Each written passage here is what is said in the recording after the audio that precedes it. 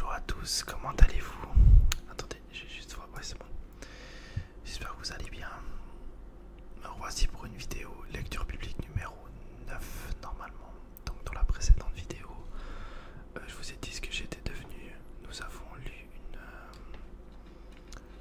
un bout de l'histoire où là on est arrêté. Donc là je vais continuer à lire une ou deux chapitres, voire un peu plus, on verra, de la lecture biblique. Et il y a de nouveau mon chat qui est devant l'écran. Allez, fous le camp. Voilà. Ils sont jeunes, donc ils foutent un quoi le bordel. L'autre il doit être derrière moi normalement, là où vous devez voir les oreilles. Là où vous voyez les oreilles là qui sortent là. Bref. Alors voilà. Donc Jésus.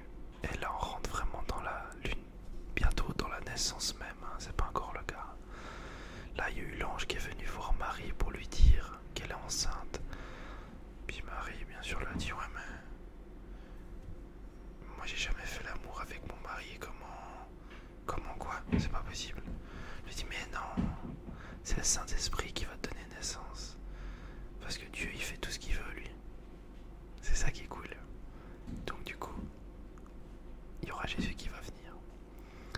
Alors on va continuer les chapitres. Donc là on est dans Luc 1, 45. Pour ceux qui ont une Bible et qui veulent lire en même temps que moi.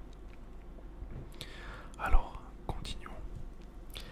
Marie rend visite à Élisabeth. Je vais prendre mon livre avec moi. Voilà. À la même époque, Marie s'empressa de se rendre dans une ville de la région montagneuse de Juda. Elle entra dans la maison de Zacharie et salua Élisabeth. Dès que Élisabeth entendit la salutation de Marie, son enfant remua brusquement en elle, et elle fut remplie du Saint-Esprit. Elle s'écria d'une voix forte: « Tu es bénie parmi les femmes, et l'enfant que tu portes est béni. Comment m'est-il accordé que la mère de mon Sauveur vienne vers moi? En effet, dès que j'ai entendu ta salutation, l'enfant a tressailli de joie en moi. Heureuse celle qui a cru, parce que ce qui lui a été dit de la part du Seigneur s'accomplira. » Donc ces deux personnes ferventes qui croient vraiment ce qui se passe, et en plus de ça, ces deux personnes qui croyaient pas être enceintes. Une personne la plus âgée, donc Élisabeth, qui était stérile, et qu'on l'appelait stérile, donc durant toute sa vie, on s'est moqué d'elle, on l'a dénigrée, et puis maintenant, elle est enceinte. Mais elle est enceinte, quoi, elle a passé 70 ans, voire 80 ans, ce qui est impossible quasiment pour une femme. Enfin voilà, c'est des moments forts qui montrent que Dieu est bel et bien là. Si tu as aussi envie de venir avec moi prier, allez viens. Dis bonjour aux personnes là.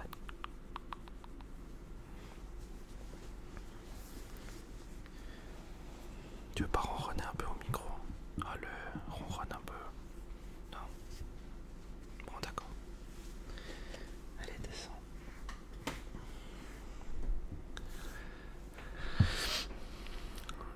Donc du coup, ouais, c'est assez fou quoi.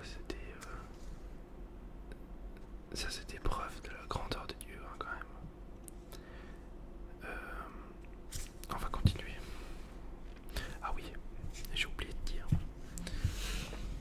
Dans la Bible ici, il y a des noms, vous voyez, Élisabeth, donc il y a Jésus, il y a Jean-Baptiste, il y a Zacharie, et il donne un peu l'anamnèse de qui c'est ce personnage, ses points forts et ses points faibles, entre guillemets, ou les leçons à retenir de ce personnage. Donc je vais lire les points forts et les leçons à retenir des personnages. Parce que des fois c'est intéressant, et on peut nous, des fois, se remettre à leur place. Parce que finalement, il y a 3000 ans maintenant, l'humain reste un humain. On avait les mêmes émotions à l'époque que maintenant. Donc, je pense que on peut en parler. Donc, elle était une femme profondément pieuse, donc une personne qui suivait, entre guillemets, à la règle, les lois de Dieu, en fait. C'est intéressant parce qu'on peut croire que des fois, ces lois, on te dit, ouf, je dois pas faire ça, je dois pas faire ci, je dois pas faire ça, nous empêchent en fait la liberté. Mais en fait, j'ai remarqué que pas du tout. Ça nous sécurise, en fait. Enfin, pour moi, ça me sécurise. Et j'avais plus, j'ai un peu là maintenant. Faut que je me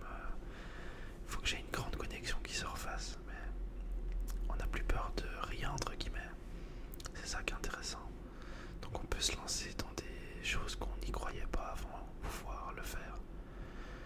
Et ça, c'est toute la force et la grandeur que Dieu nous apporte en fait.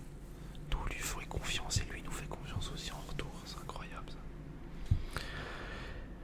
Je continue. Elle n'a pas douté de l'accomplissement de la promesse comme son mari, par contre, qui est devenu muet. Jusqu'à la naissance, hein, c'était pas irréversible. Elle a été choisie comme mère de Jean-Baptiste.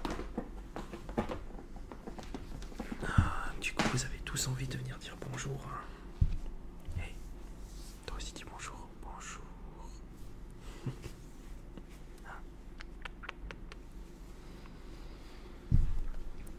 Ah, si tu viens là, non. Tu dégages.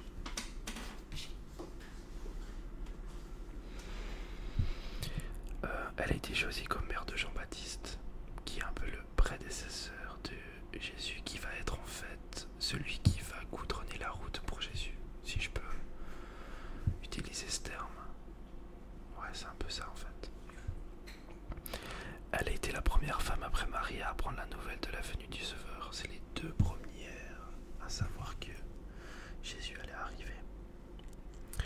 Les leçons à retenir d'Élisabeth. Dieu n'oublie pas ceux qui lui ont été fidèles. La preuve avec la stérilité. Intéressant. Le calendrier et les méthodes de Dieu ne sont pas toujours conformes à nos attentes. Ouais, alors ça c'est un truc qu'on doit apprendre à gérer. C'est avoir patience. Et d'avoir confiance aussi. On aimerait que les choses... Enfin, on est dans une société où tout va très vite.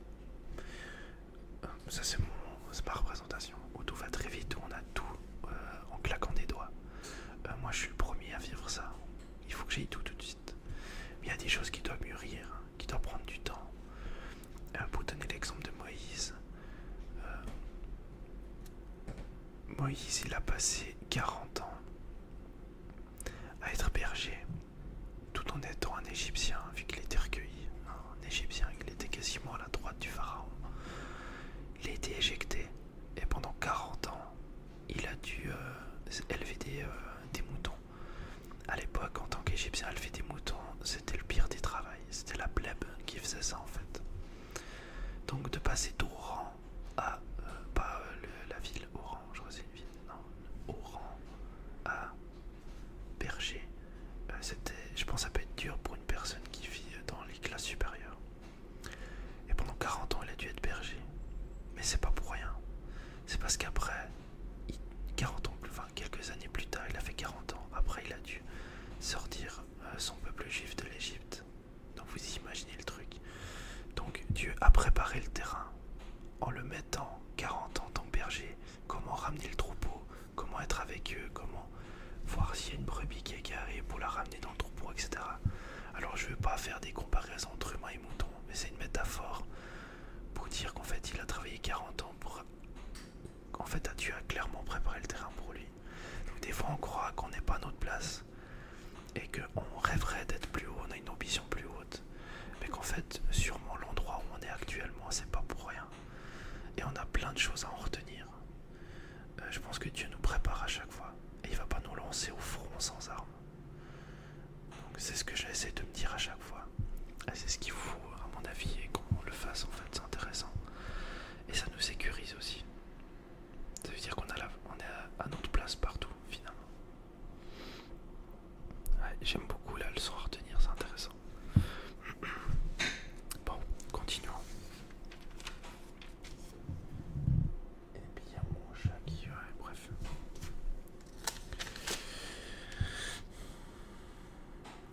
Alors c'est la suite. Marie dit: mon âme célèbre la grandeur du Seigneur et mon esprit se réjouit en Dieu mon Sauveur, parce qu'il a été porté le regard sur mon humble servante. En effet, voici désormais toutes les générations me diront heureuse, parce que le Tout-Puissant a fait de grandes choses pour moi.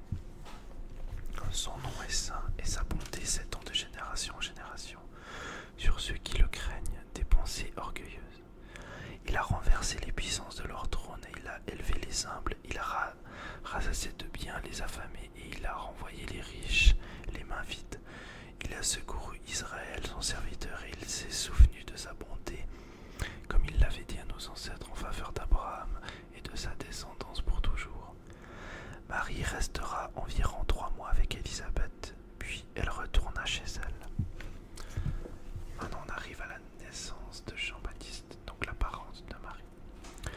Le moment où Élisabeth devait accoucher arriva et elle mit au monde un fils. Ses voisins et ses parents apprirent que le Seigneur avait fait preuve d'une grande bonté envers elle, et ils se réjouirent avec elle. Le 8e jour, ils vinrent pour circoncire l'enfant.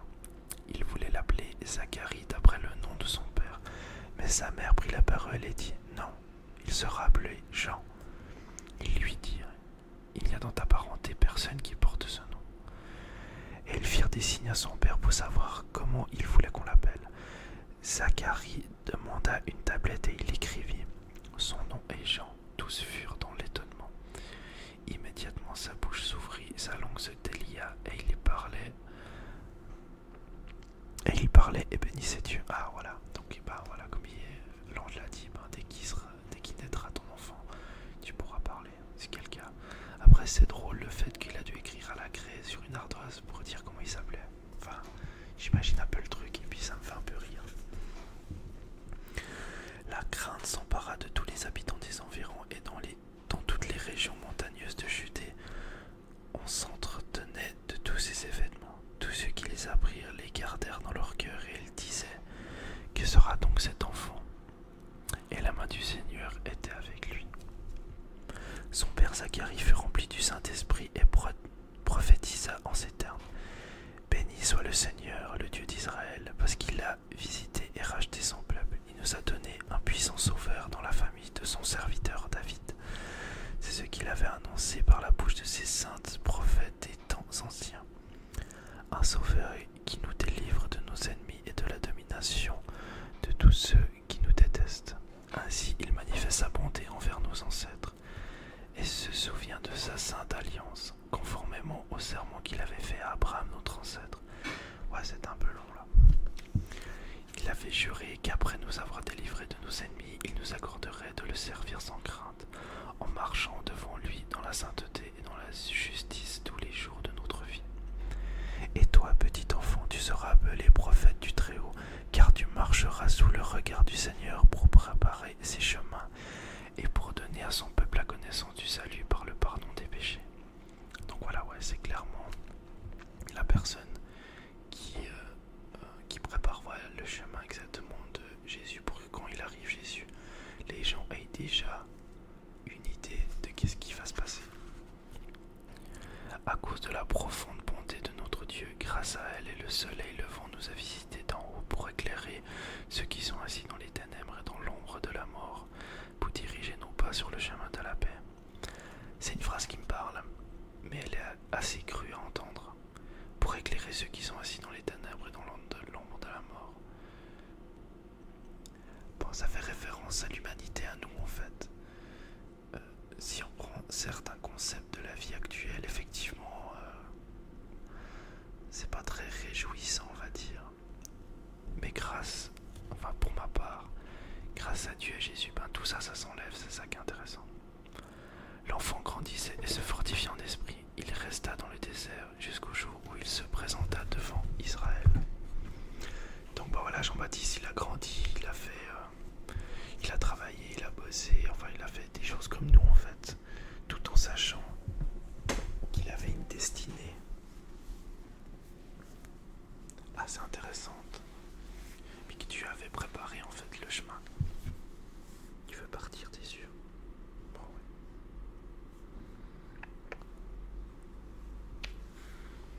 Voilà. Bon.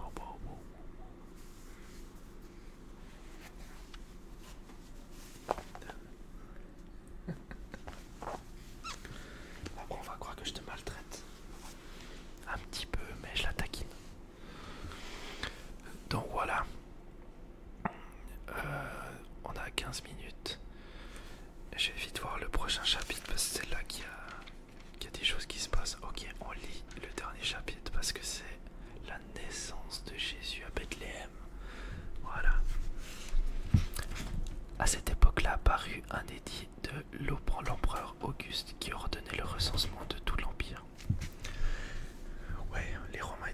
présents ici, et puis c'était eux qui étaient les maîtres un peu de cet endroit où vivaient Joseph et Marie. Je vais vite virer le chat. Toi, tu te casses. Tu fous le bordel. Voilà.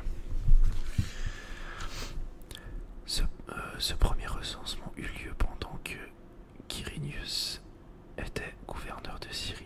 Tout allait se faire inscrire chacun dans sa ville d'origine. Alors tous ces recensements, ils sont notés. On peut les trouver concrètement. C'est ça qui est cool dans la Bible. Ce que j'adore, c'est qu'on peut le lire autant spirituellement, autant historiquement, parce qu'il y a plein de choses si on enlève les métaphores et puis les choses dites, effectivement, il y a des personnes qui sont recensées dans d'autres registres, du coup pour chez les Romains, etc. Je trouve ça assez incroyable, ça, j'aime beaucoup. C'est ça qui est cool dans ce livre en fait. C'est vraiment un livre de vie en fait, parce que ça t'apprend plein de choses. Joseph aussi monta de la Galilée, de la ville de Nazareth, pour se rendre en Judée dans la ville de David, appelée Bethléem, parce qu'il était de la famille et de la lignée de David. Il y alla pour se faire inscrire avec sa femme Marie, qui était enceinte. Pendant qu'ils étaient là, le moment où Marie devait accoucher arriva, et elle mit au monde son fils premier-né. Elle l'enveloppa de l'ange,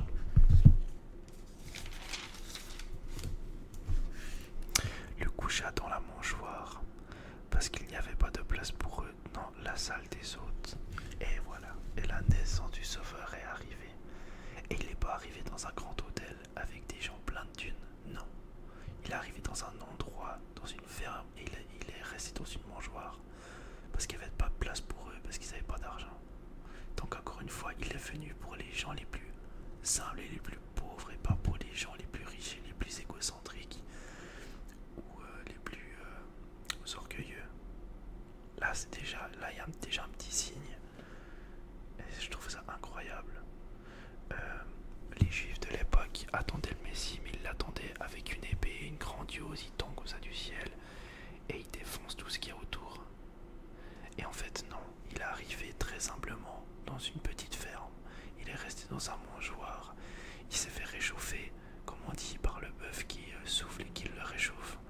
Bon, ça c'est peut-être dans les comptines de Noël que j'ai entendu quand j'étais petit, mais ça m'est resté. Et c'est magnifique, c'est beau. Et c'est pour ça que moi je me ressens entièrement là-dedans. Enfin voilà les amis, nous allons la prochaine fois continuer. C'est les bergers qui viennent voir Jésus. Donc là je vais sûrement continuer à faire une vidéo. Donc n'hésitez pas, mettez des questions dans les commentaires, venez me parler par message privé si vous avez envie. Communiquez entre vous, partagez. Et puis voilà, soyez tous bénis. Merci encore